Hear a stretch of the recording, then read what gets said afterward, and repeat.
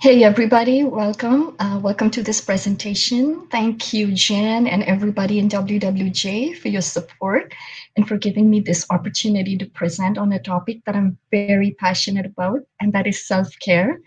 Before we begin, I just want to introduce myself really quickly. This is Pooja Chilukuri, and I am a nutritional therapy practitioner, a health coach, and also an author. And today I'm excited because I get to merge both those worlds and bring you a presentation on self care for authors. I used to do research and development for the semiconductor industry, and I did that for 10 years. But then I had some health challenges that just woke me up, and this is about 8 or 9 years ago.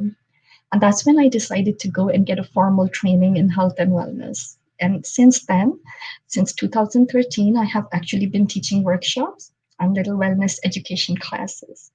So today we're going to talk about self-care for authors, and I'm actually not very good with StreamYard, so please bear with me.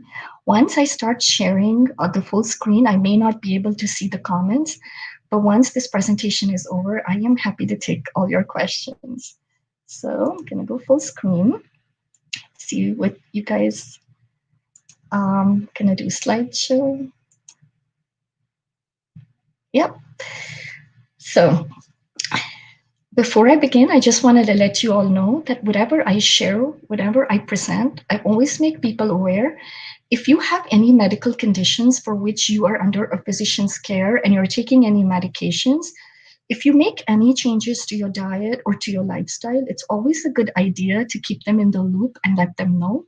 Because sometimes the changes you make can be so powerful that it can either interfere with your medications or it can reduce the need or the dosage of your medication. So it's always a good idea to let your physician know. So we're going to talk about nurturing the genius today. And what is the genius? Who is that genius, right?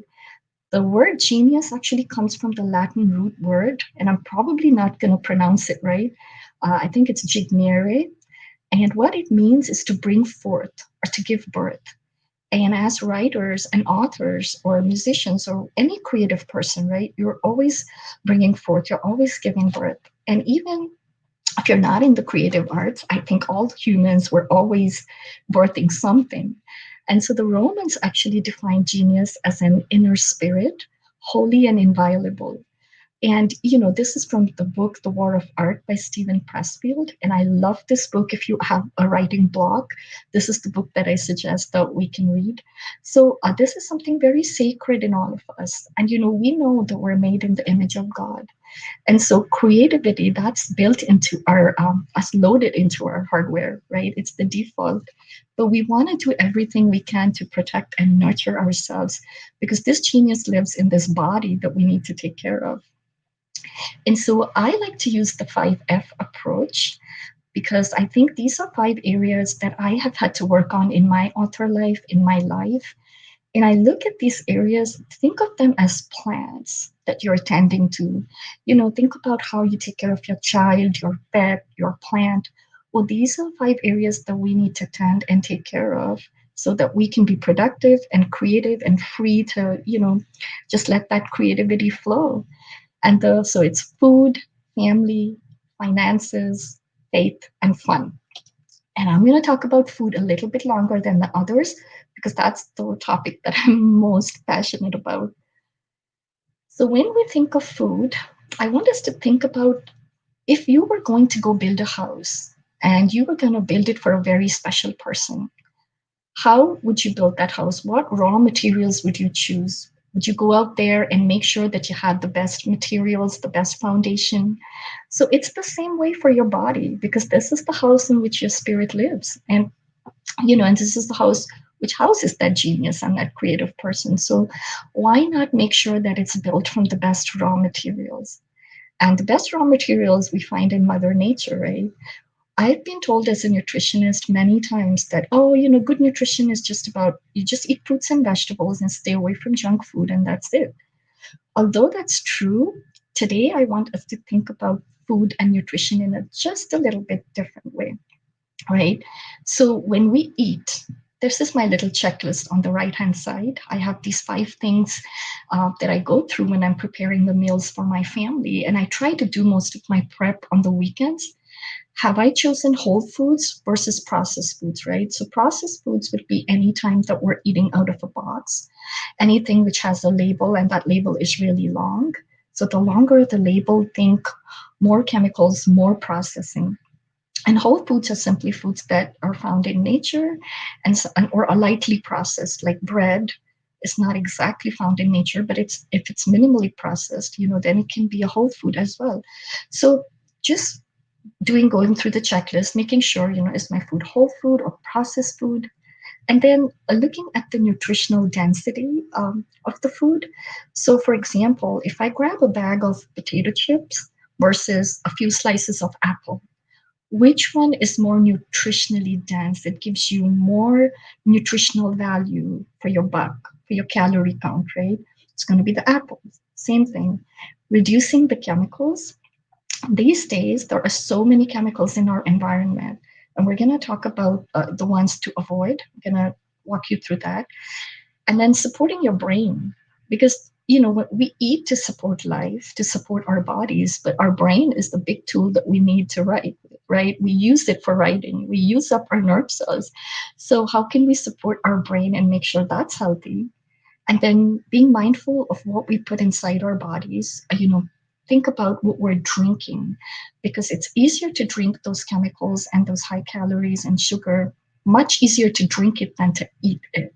So we're going to talk about that. And I just want to point to this ancient Indian Ayurvedic proverb. I love it because this is how I was raised. My grandmother drilled it into us. When diet is wrong, medicine is of no use. When diet is correct, medicine is of no need.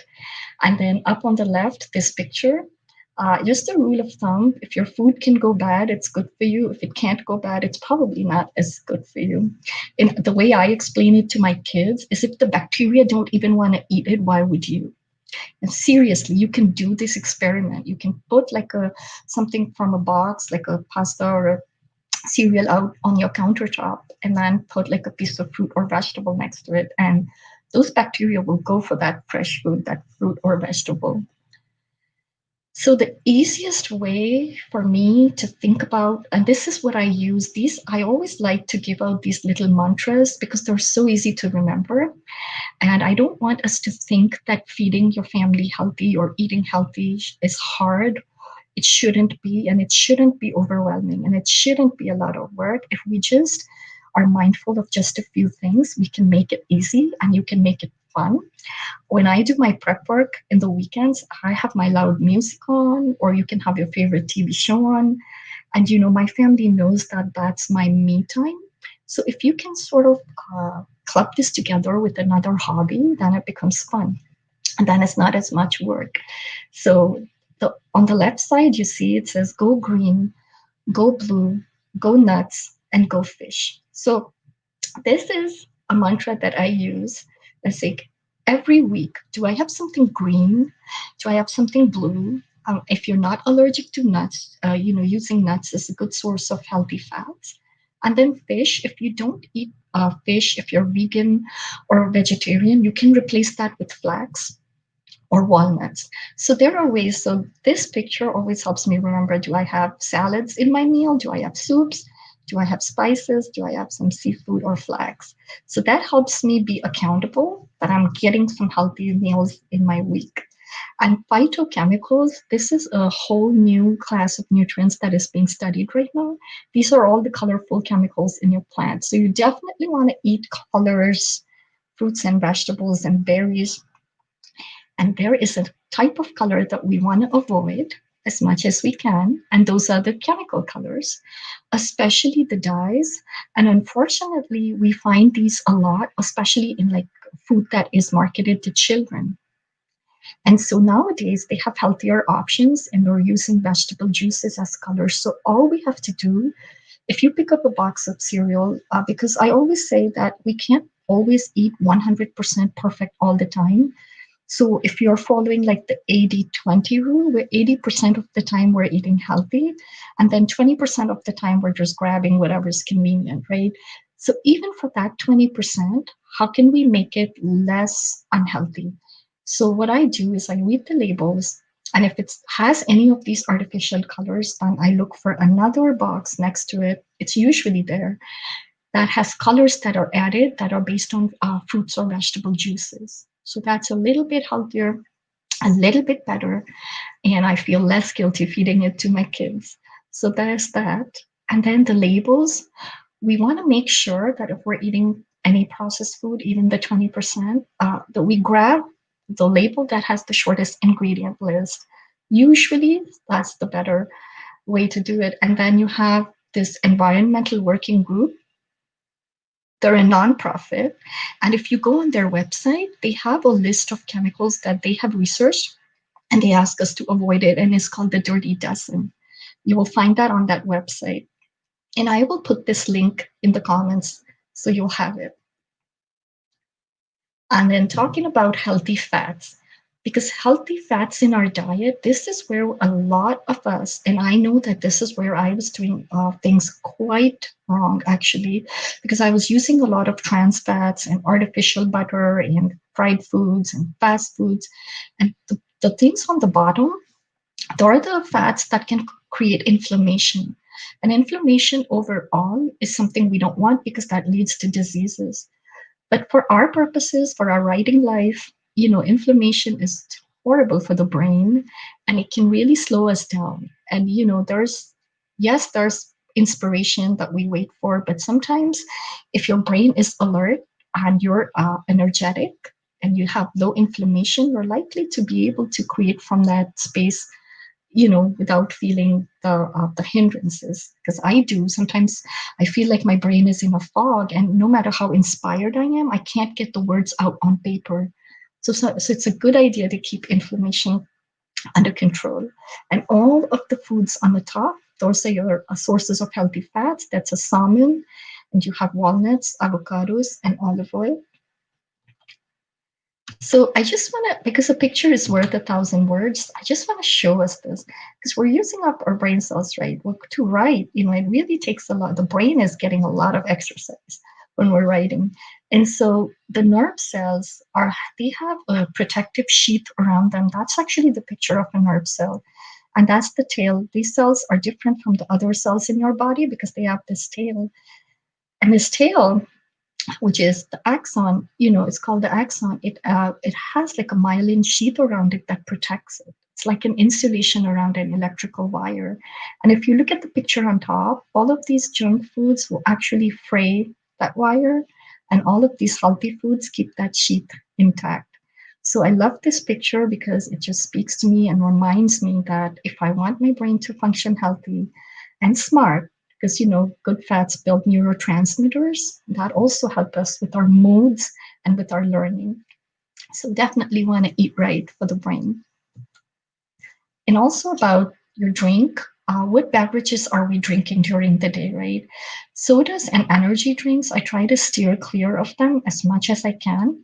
And honestly, I really think they should come with some kind of a health warning, but I'm going to get on that soap for another day.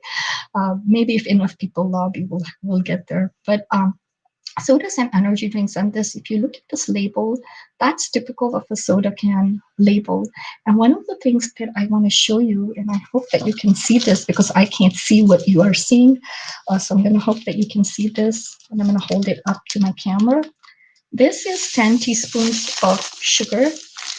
And this is how much is in a can of soda typically. And this is the total amount that the USDA they recommend for the whole day. So we can have that much sugar in just one shot when we drink a can of soda. And this has implications. And I can't go into all the details right now, but just to let you know, soda can give you non alcoholic fatty liver disease. And the sugar does other things like suppressing your immune system and overall inflammation. So we definitely want to avoid that if we can. If you're addicted to sodas, like I used to be a long, long time ago, one of the things you could do is to really cut back on the portion at first and then slowly wean yourself off of it. And water, of course, is the best. How much water should you drink? Half your body weight. So if you weigh yourself and you measure that in pounds, you divide that by a half. That's how many ounces is typical. And you want to cap that at like 90 to 100 ounces because drinking too much water can also dehydrate us. And so, this next thing that I want to talk about after food is family and relationships. So, by family, I don't just mean your immediate family. I think it's also very healthy for us to nurture all the relationships that matter to us because they can ground us and inspire us. I always say that writing is a solo sport, but it takes a team to birth a book. And your immediate team is your family and your relationships, whether they know it or not, whether you know it or not. Because I used to think that when I used to sit and write, and I did this a lot last year, where I just closed my door and get into my writing cave and forget that I had kids or whatever to take care of. But just by them not needing me, they were supporting me. So we need our family, and these relationships are so precious. And when it goes off balance, it's going to be hard for us as an author to balance ourselves. And just to give you an example, last year when I was doing that, and even though they never interrupted me and never needed me, one day my daughter came into my study room and I asked her, I said, "What do you want?" And she said, "I want mommy." And that really made me stop dead in my tracks. And I realized that I was very skewed. So finding the balance sometimes can be very tricky because balance it is different for different families because each of your situation is different. But one thing that helps me to find balance is being intentional and making boundaries. And one of the boundaries that I have made for myself now is that after 5:30 in the evening, I close the door to my studies. So I just tune it out.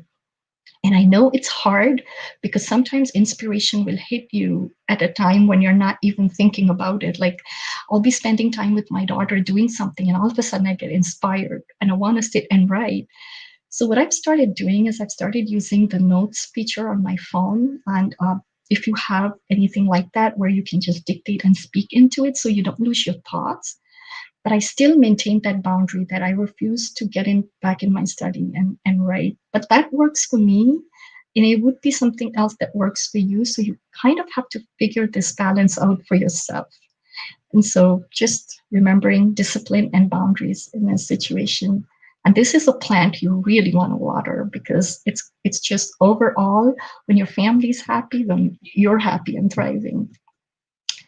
And so the next one is taking care of our finances. I am definitely not an expert on this, but I can tell you that it has been very, very hard for me to, when you're a creative person and you love doing what you do, it's hard to do the promotion, the marketing, and try to make earning off of your creative work. And I know a lot of people struggle with this, but there are some people who can have monetized. They have figured out how to do lots of different ebooks or write, through self-publishing. They have made that as a business. And then there are people that can write nonfiction and use those books for business. So the first one I want to talk about, Elizabeth Gilbert. She is one of my favorite authors, and I'm sure you've heard of her from Eat, Pray, Love. But I loved reading her book, Big Magic. And one of the things she says in that book is putting pressure on your author life to earn money. And she says, to yell at your creativity saying you must earn money for me is sort of like yelling at a cat. It has no idea what you're talking about. and all you're doing is scaring it away. So I don't know if you've been there, but I have been there. And that was the worst non creative spell that I had because I was putting so much pressure on myself to try to earn a little income from my books. And so letting go of that and just writing from that space of rest and not stressing, I went and picked up a part time job. Even though I have my own business, that wasn't enough to pay my bills. So a lot of writers will do that. They have alternative sources of income, especially in the beginning when we are trying to establish ourselves. But also, if you're going to use your book as a business, I think that one of the things people do, if you go with the traditional publisher, upfront your cost is less, and depending on how you negotiate, you may be able to make that work. And I really suggest that if you're going to use your book to earn income, that you have a business plan and a strategy and do it with intention. If you go to the smallbusiness.gov website, they have template business plans. And so it really, really, when you sit and fill it out, I did it for my small business. It really, really helps. It really helps. It makes you more intentional and it helps you crystallize the goals that you want to go after in your strategy. Now, I'm sharing a couple of resources. If you are one of those people that would like to write a whole bunch of Kindle books and monetize those on Amazon, there are people that have done that. And I'm just including these links in the comments as well. I'm going to put it in the comments. It's Tom Corson and Dave Chesson. I followed both their videos because they really do a good job breaking it down, how you can use the Kindle platform to actually work for you if you want to make some income. And then the last piece of the financial health is using your book for business. And I can speak to this a little bit from my own experience. So I've written 5 books, and 4 of them are faith-based reflections. And again, that's like my hobby and my passion.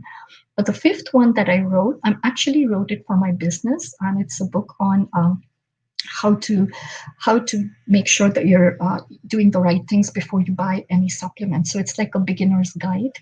And because I'm a nutritional therapy practitioner, that goes well with my business. And one of the things I found is when you write a book, even if it's a small little ebook, if you have a business, the book can actually support the business. It becomes like a marketing tool and establish your expertise. And you can use it for your email list. You can use it as a free download, which is what I have done on my website. I'll have the link in the comments again. And if you want, you can download it from my website without giving me your email. Because really, I just wanted to drive traffic to my website when I set it up like that. But you can choose to make it an opt-in where people can give you their email and then they get your book. And so if you go and look at that book and you look at the back matter of my book, you will see how I have included links to all my other books. So one book can become a marketing tool for other books. And also, it's easier to get speaking engagements when you have something to show like that. So it makes it more credible. And last but not least, I'm going to point you to a resource that is local here. I love Diana Needham, and she has a Facebook group called Build Your Business with a Book. And specifically for those who are writing nonfiction and want to support their business, this is an excellent resource. And again, I'll put the link in the comments if you want to come back and grab it from there.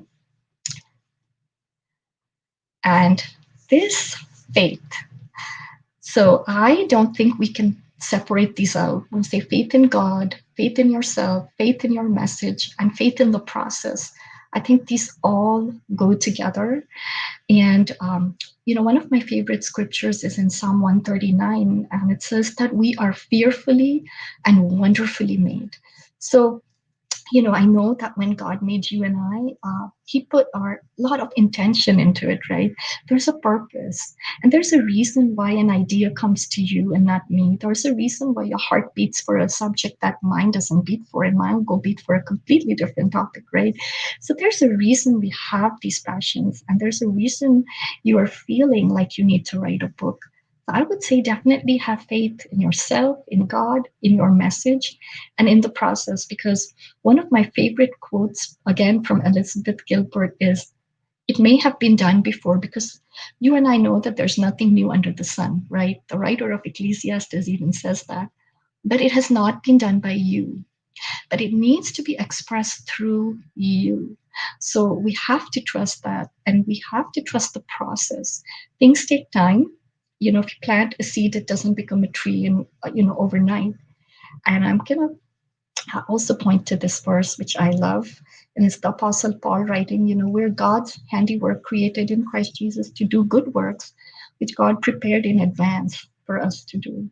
So just having faith, that it's going to be all right. You may not get that publisher that you want right now. I know Linda talked earlier about all the rejections and the discouragement. And you know what? It's okay.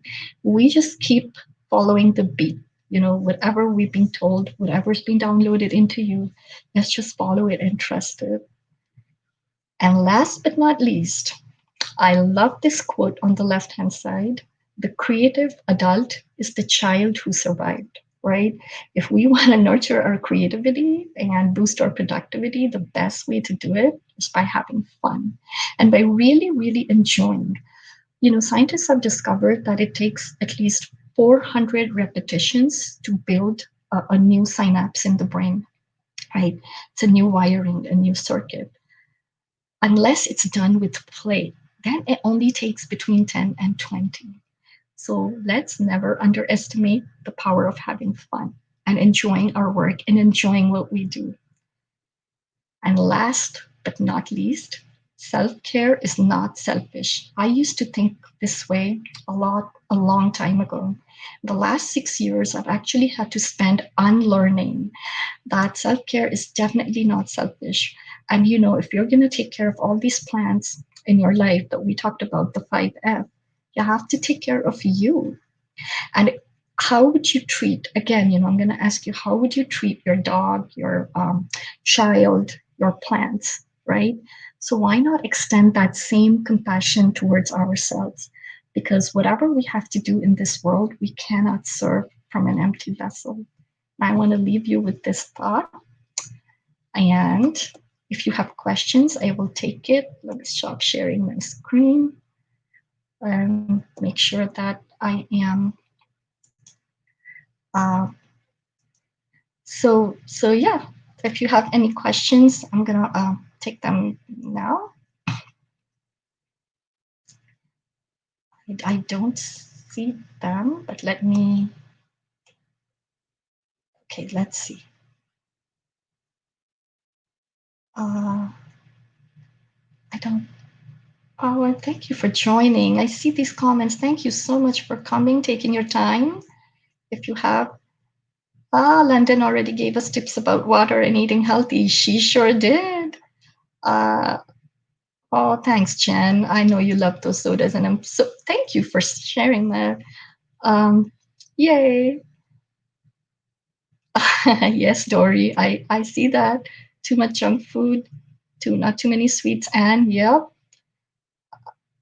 Oh, thanks, Ali. I don't want you to think that being healthy is, boring. No, we can make it a lot of fun. Thank you so much. All right. Seeing the sugar. Yep. No more Mountain Dews, Jen. I hear you. Um, Drink mixes. Yeah. Yes, Michelle. That got me the bag of sugar, right? 10 teaspoons. Drink water during the conference. Thanks, Jen. Yes, I love Elizabeth Gilbert's book, Big Magic. Very inspiring. Rest, not stress. Yep. Margaret, I agree. You setting the financial goal. Yes. Oh, that's awesome. Less than 3 months. Uh, yep. And freelance writing. I forgot to mention that, but actually, that's a pretty good way to make a little income as well. Business plan. Yes, Jen. Be surprised what all I saw that I didn't see before when I started writing my plan. Yep. Thank you, Jen. Okay, Patricia. Yes, Dave's insights. Yep. He's got some videos that are very helpful if you want to learn how to monetize on Kindle. Um, let's see. Yes. Oh, Diana, thank you. Yes. I love I love both the WWJ and Diana's group, Build Your Business with a Book. Those are like my lifelines in my writing life. So I highly recommend you join both if you're looking for that type of support. Fearfully and wonderfully. Yay! And Diana connected me with Jen. Yes. Oh, Ali, we were thinking the same things. And Diana, oh no, Tish says she's drinking Dr. Pepper on the road. It's okay, Tish. 80-20, right? Um, thanks, Michelle. Thanks, everybody. I think thanks, Margaret. After we're done, I'll put all my links in the comments if you guys can come back, but let me do one right now. ewg.org. And then I'm going to put that. Oops. Now why it's not. There you go. So that's the one where you can go to. It's a nonprofit, and you can get a list of all the chemicals. They do a lot of research. Derek Dupker and Jesse Kreger are great resources. Thanks, Anne. And then if you want to look at my free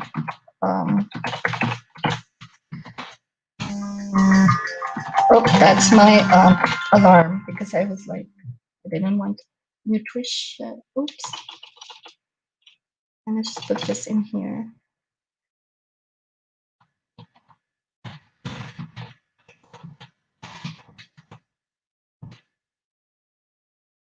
Sorry, it's very slow in loading, but I'm trying to put the link to my ebook as well. So if you want to see the back matter, yeah, I guess that's it. We are done. I don't see any more questions coming in. So if you have time to take a break and hop on to the next one, I'll see you guys. Bye. Thank you for joining.